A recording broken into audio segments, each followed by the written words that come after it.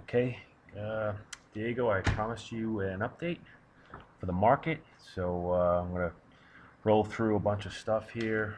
Obviously, today was Fed Day, and let me set the tone here. Like I said, I was hoping for the market to continue lower. Let's like clear this up a little bit. Uh, Let me just give you a chart here without all the crap in it. So this is a daily of the S&P 500. Basically what we had, we came off highs last week. We kind of sold off. We went off out on the dead low on Friday, and then on Monday we actually I'm sorry, this is Friday right here, but on Monday we opened higher, bounced. I was sort of expecting a bounce, but I, I was really hoping for it to not happen till after the Fed, and exactly what I thought would potentially happen did happen. Uh, Basically the market, had a nice 3-day rally, but then of course, it sucked out the potential for any follow through, and then Yellen said something stupid or who knows what, and then the market just reacted very negatively. You could tell here. Here's an intraday chart of the S&P 500. This, from here on is today.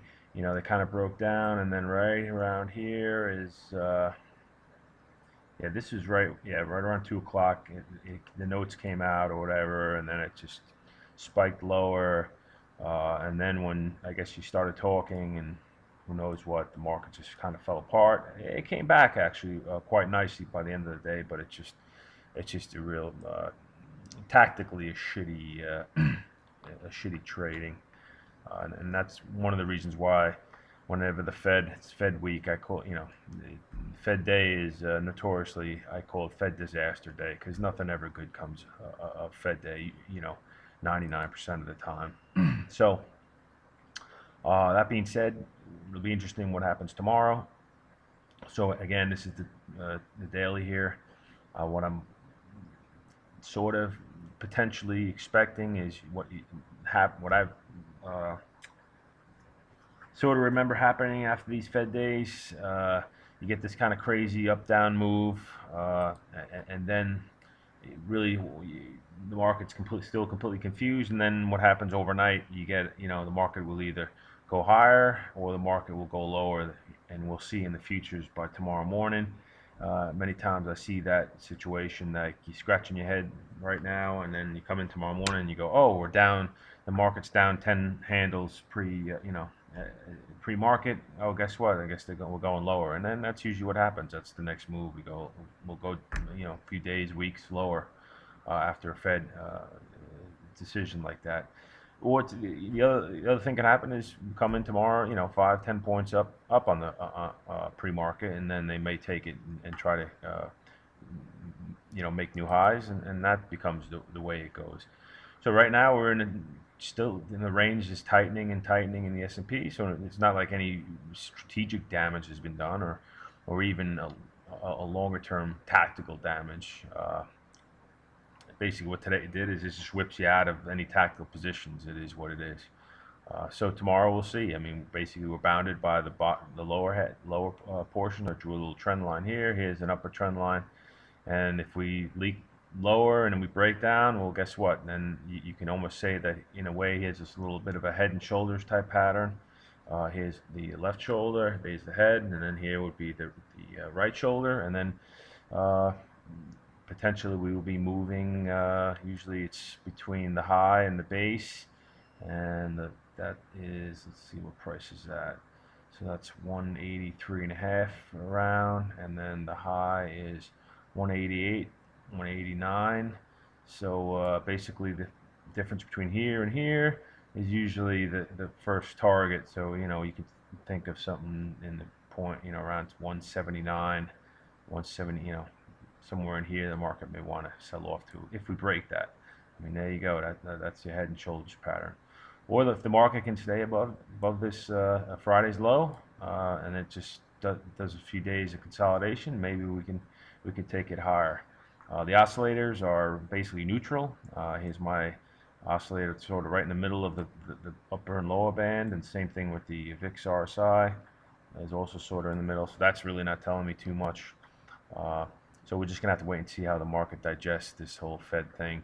Obviously, Ukraine is still in the news, and the last I heard is troops. The Russians are massing troops on the border, and that would not be good. But shit happens in this world, and the market's going to react. Uh, so, right now it's tough to tell where we go. I mean, the market seems like it may be at an inflection point, and the inflection will be, like I said, we got the lower bound and the upper bound, and however it plays out, then you can hopefully get some setups to play it that way.